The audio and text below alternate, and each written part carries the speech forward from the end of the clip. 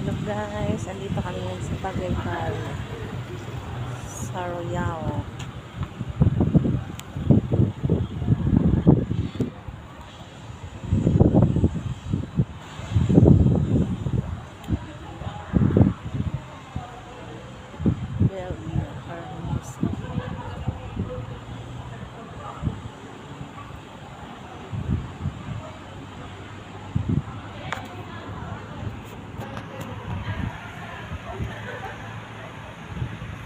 Sasakyan natin dyan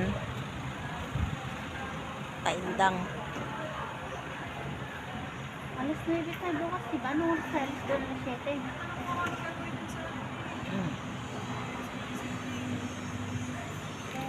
Punta pa kaya akong police clearance. Abot ng alas 7 bukas pa, diba?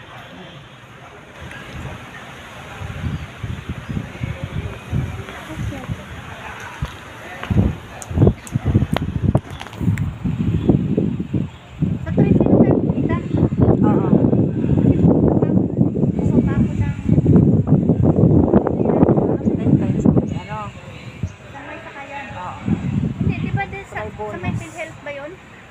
Lagpas ko ng PhilHealth. Yung may arkod, yung may overpass doon. Lagpas ng PhilHealth? Oo. Basta may overpass doon, sabihin mo lang sa Concho ka. Ibaba ka naman. Sa Concho? Concho. Sabihin mo police station ng Concho. Tapos pagbaba mo doon, lalakarin mo pa doon papasok. Lakarin lang, hindi tricycle?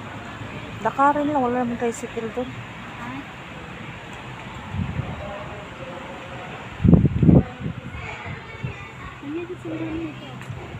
Oo.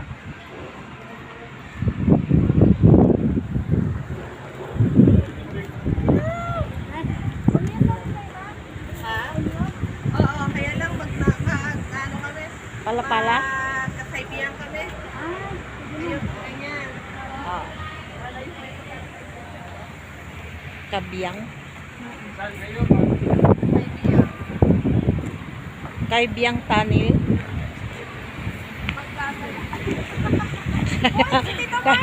Kabiyang Tanal. Kabiyang Tanil. Ayan ha, sabay-sabay kayo. Puro taga-13 kayo ha. Pag wala kayo, bukas alam ko na. Basta ano yung lugar kay Daine. Barangay Daine. Sasakyan, motor, tricycle, papasok doon.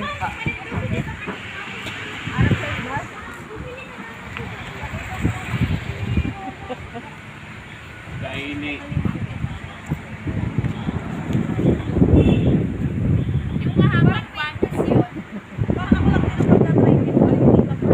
Hindi, actually, kaya ako din nag-deliver. Kasi, inaapura kasi ang aking present sa US.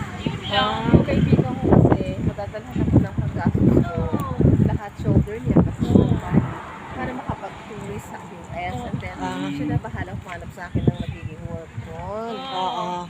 That's why, dinibest ko sa gabi. Kaya nga sinitrain. Oo. Hindi ba tayo yung Scotland? Kaya pinakap na lang.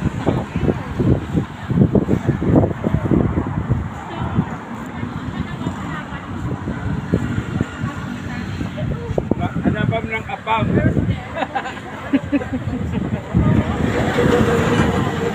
Saan ang uwi nyo? Patrese.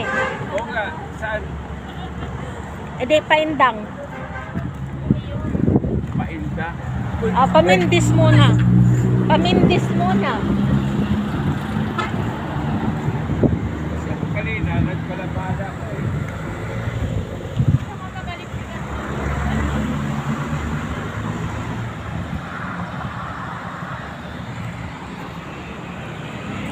Hello guys, nandito kami sa Tagaytay, Royal State. Ayaw mga guys.